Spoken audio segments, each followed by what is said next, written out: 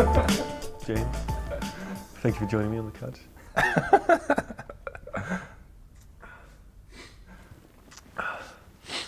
You guys have got coffee as well, right? Yeah, but I'm not going to drink it. You drink the coffee. What's wrong with drinking the coffee? So we have to drink the coffee. Have Is some this part of the coffee. concept? Welcome to Coffee Club. Everybody, let's have a nice sip of coffee. Enjoying that coffee? It's good coffee. No, it is actually good. It's all right, yeah. Yeah, it's good coffee. Did you guys have breakfast today? Yeah, shreddies. Fake Weetabix. Fake Weetabix. Disgusting. I haven't had any breakfast today. Do you eat breakfast in general? Yeah, I'm hungry as well. So it'd be good if we could just get on with this and get this over with. Yeah, rattle through this. I'm hungry. Okay, I was supposed to get some breakfast on the way here, but I got lost. So we covered breakfast. So I'll move on to my second question. So you're both filmmakers, and you made this film. What inspired you to write this story? Yeah, it's just the idea that death as a topic is always going to be relevant, and everybody has their own individual thoughts and feelings on the issue.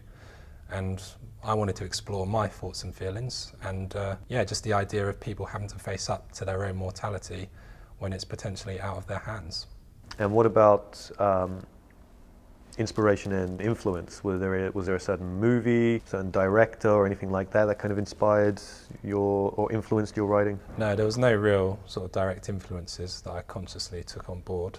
I just actually wrote the opening scene of the film as a solitary piece, and the rest of it kind of snowballed from there.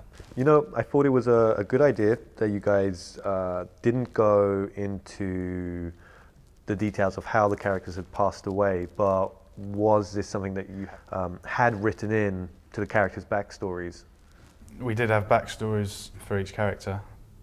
We found it important for ourselves to know that, and because obviously we need to understand how they're feeling on each scene, but it was never about how they died, it was more the acceptance of moving on.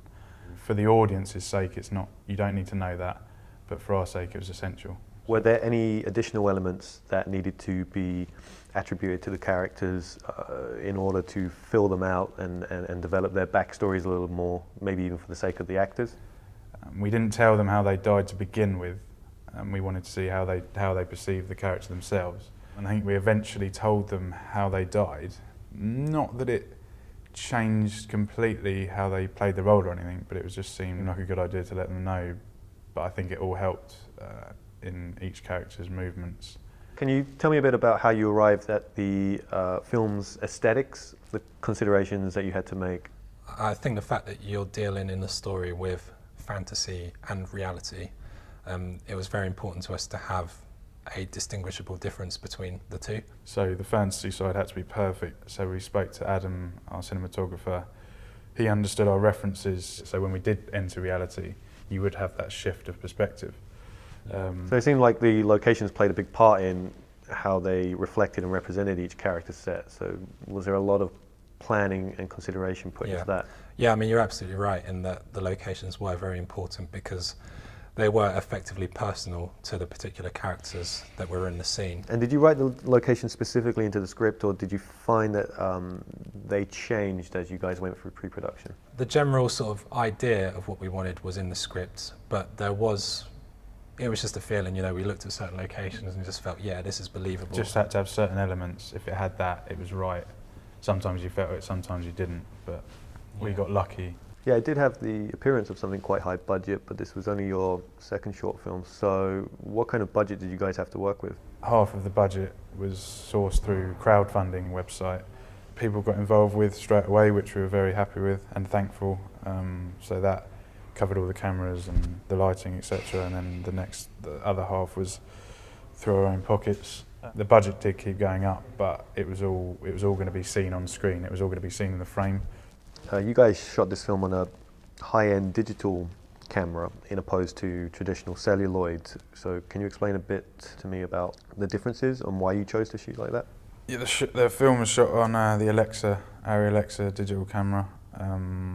We originally planned to shoot on the Red Epic, but the Alexa's been used for many feature films in the last couple of years, commercials, everything, because it caters for a lot of workflows for different environments.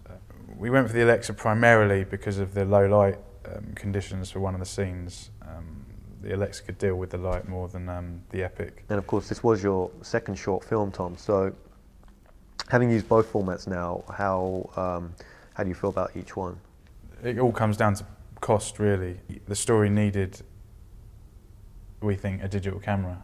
I think there would have been more issues with a film camera that would have taken more time, and we only had like a certain amount of days. Would have been a bit more of a nightmare, wouldn't they? With the film? And we all, I mean, it's just a natural instinct to go with digital. It all starts with the story, and you all have an instinct how you can see this story being told.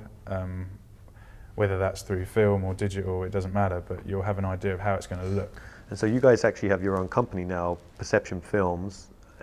Was that set up specifically for this project? Yeah, I think we want to use that identity and do a series of shorts under that umbrella, ultimately working towards a feature of the same sort of subject, not necessarily subject matter, but of the same style. Style, yeah.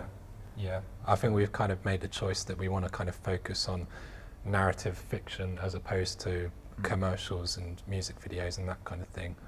So for both of you, ideally you want to work in feature films? Yeah, absolutely. I think that's our sort of ultimate ambition. There are options to turn Accept into a feature, obviously starting the story earlier on, so we know the demise of the characters and going from there. So with the film now completed, what happens from here? What do you do with it, and what is the typical avenues that an independent filmmaker takes? Well, now that we've finished, it's more about getting the film out to as many people as possible using as many avenues as we can, such as screenings, public screenings, like short film events, and then obviously we move on to festivals. We've submitted to over 60 festivals so far, worldwide. There's not much money in making a short film. It's more about getting your name out there, talking to people who like the story, like us, ourselves. And then when we make the next one, they've already heard about our name. So it's just trying to sell yourself, your style of filmmaking, and make people remember that for the next one. I think in this kind of domain, if you like, it's very easy to be invisible because there's so many people doing it.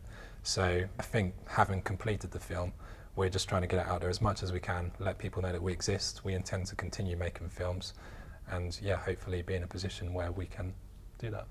At the same time, it's all about creativity, I suppose, and just trying to make yourself better as a filmmaker. I think we both think that's just as important as getting our names out there, submitting to festivals. Ultimately, we've done the film for ourselves, to like Tom says, to hone our own skills.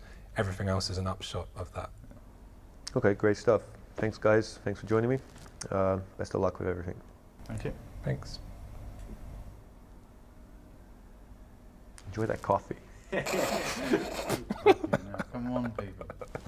Done.